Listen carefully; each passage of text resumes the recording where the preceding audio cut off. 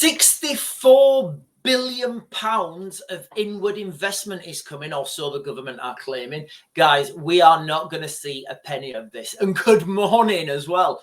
So guys, if you've not done so already, please click the buttons down below and like and share. It really helps the channel to grow when you guys do that.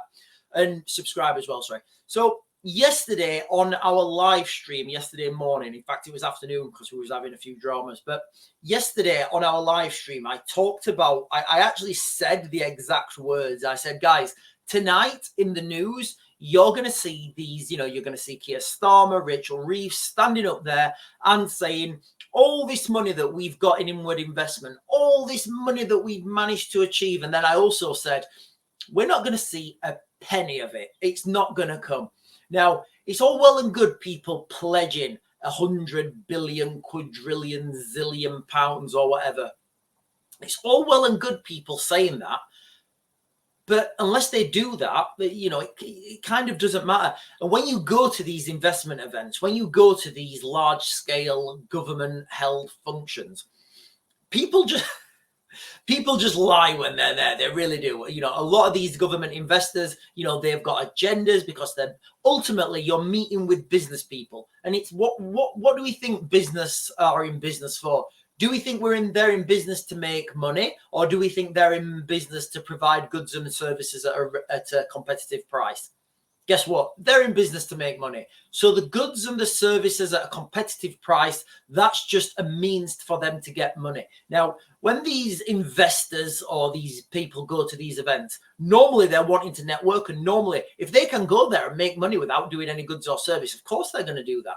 So normally they're looking to network. They're looking for, how to build their company with the minimum input.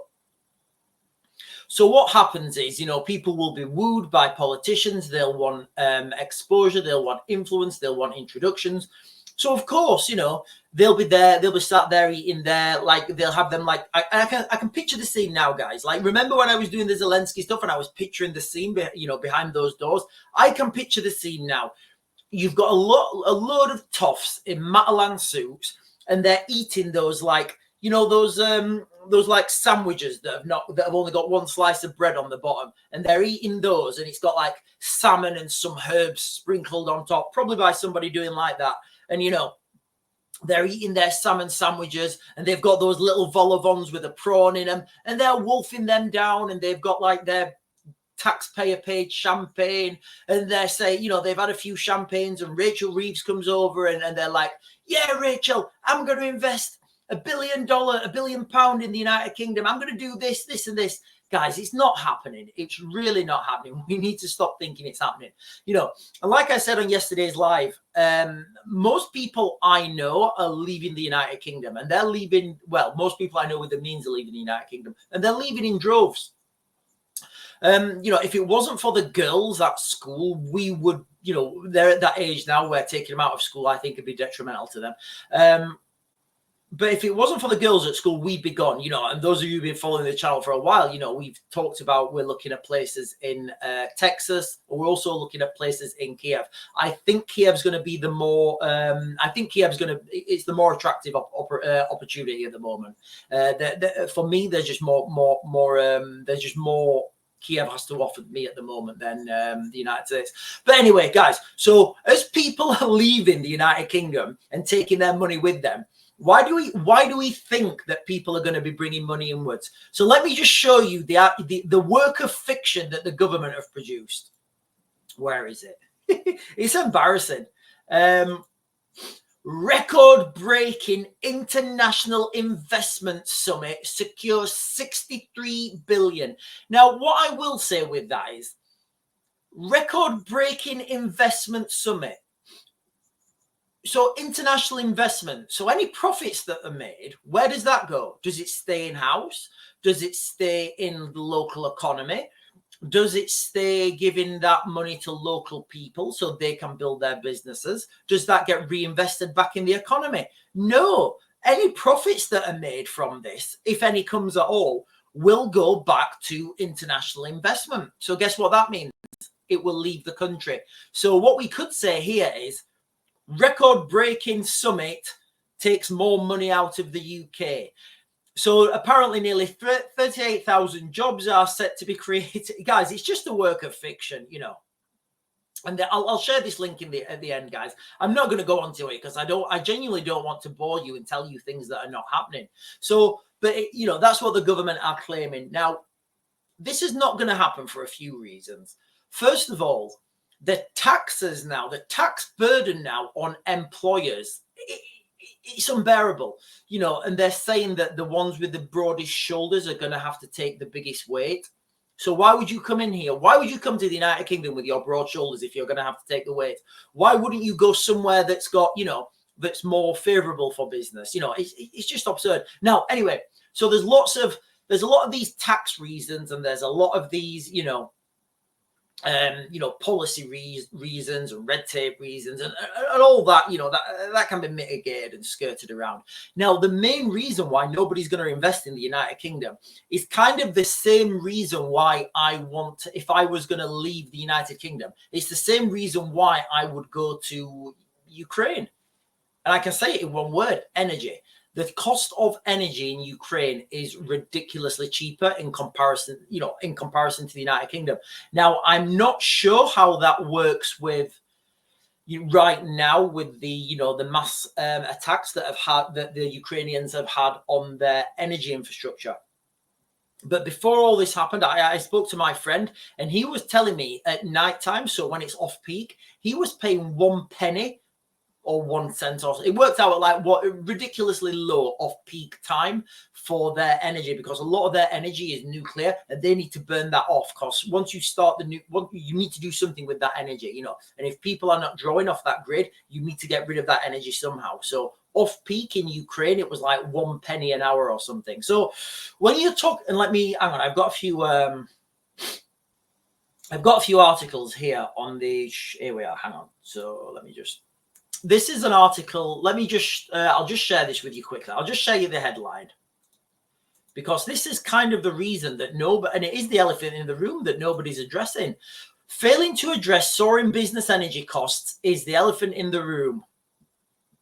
So the article, I will share that in the description. In fact, no, I won't, because that is for members only. So I won't share that one in the description, guys, but I will talk about it now.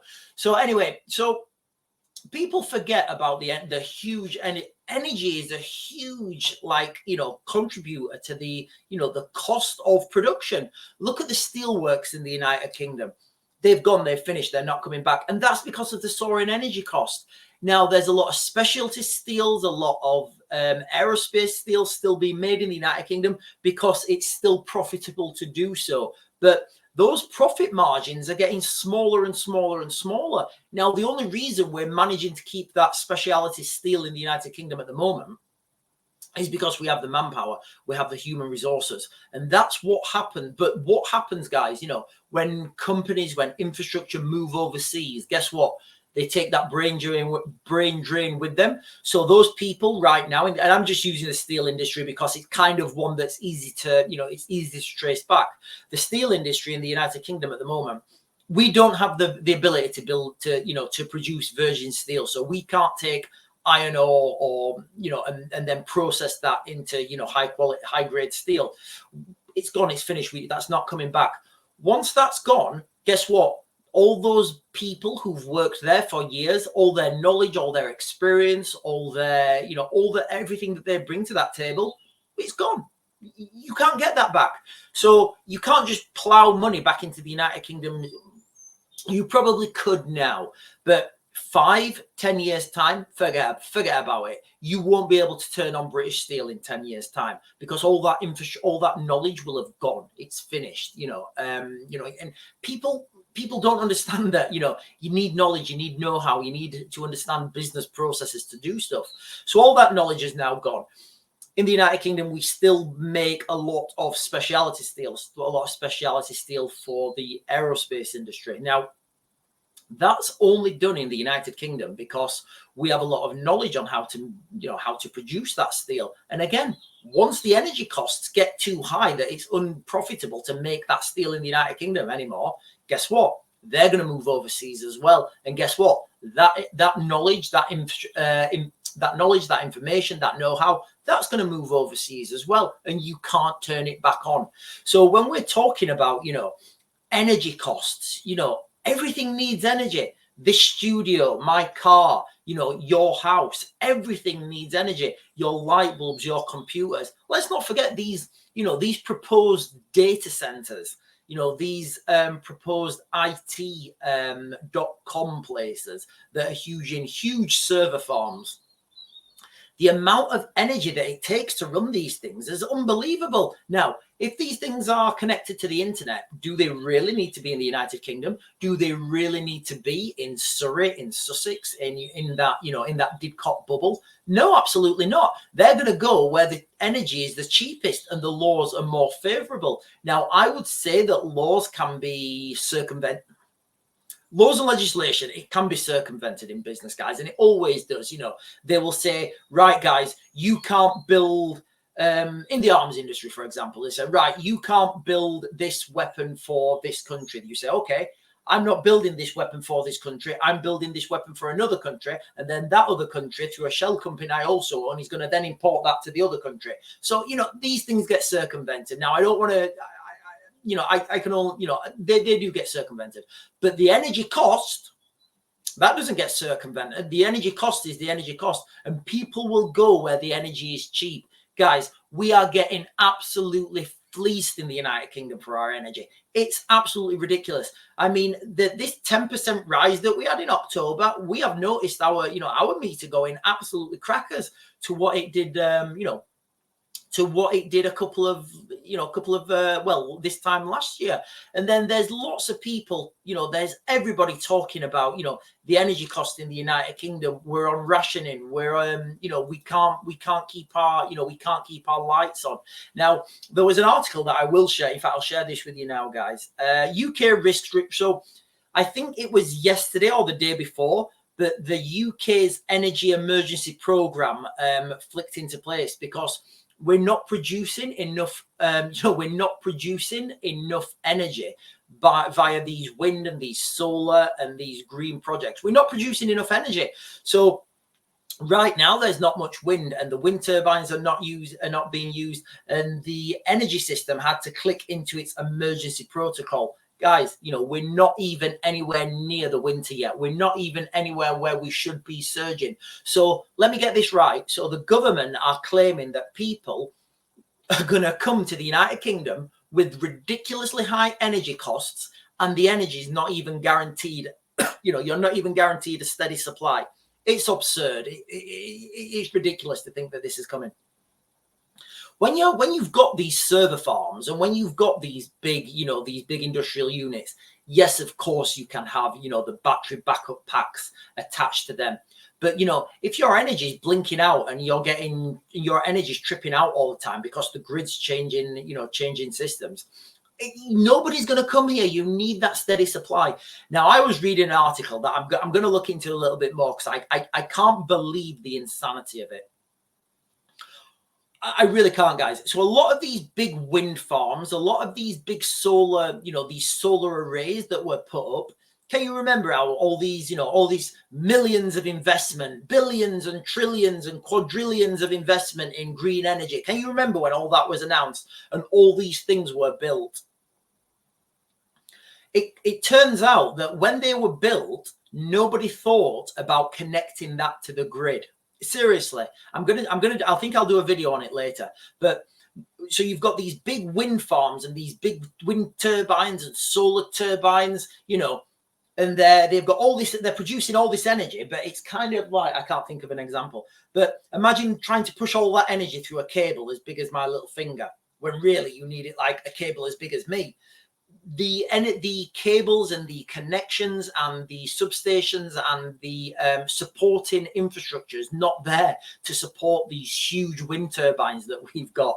So even if these wind turbines are at full capacity, we can't take that energy because we don't have the capacity to get that wind energy that's produced into the cables and into homes. Guys, it's absolutely insane. We've had the solution for over 40, 50 years, and that maybe 60 years. The solution's nuclear. It's always been nuclear. The fact that we're closing down nuclear power plants, the fact that we're closing down coal power plants, but we don't have enough. Guys, it's absolutely absurd. I will do a separate video on this, but the jux of this video is £63 billion is being announced in UK inward investment.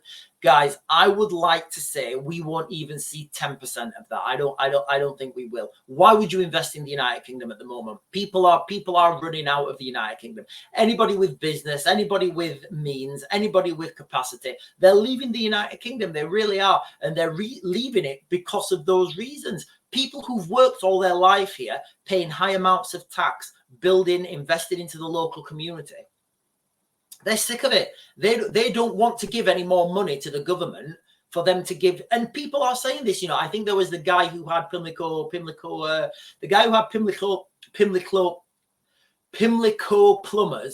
The guy, he was on the TV and he said, look, you know, the government are like Robin Hood. They're robbing to everyone and giving it to the migrants. So that's what a lot of businesses are thinking. You know, a lot of the businesses who've built things, infrastructure in this country, they're saying, look, you know, I love this country, but I just don't want my money given to the migrants anymore. I'm sick of this. I'm leaving. I'm good. And that's what they're saying. You know, who am I to disagree with these people who are leaving the United Kingdom, who've built businesses of over hundreds of billions of pounds? So that's kind of what is coming. I don't see this investment happening. And the money that is invested in the United Kingdom, that's fine. Where does that go? It goes on. It's kind of like saying, I'm going to come to your country, I'm going to set up a business, and then once I make profit, I'm going to take the money out of that country. It's insane, guys. I don't feel the government that we've got have the capacity to deal with this. I really don't. I don't see this investment coming. All I see is, you know, smoke, pomp and circus, and a lot of people in Matalan suits eating, you know, salmon sandwiches. Anyway, guys, I'm going to mag to grid. I'll get you guys another video later.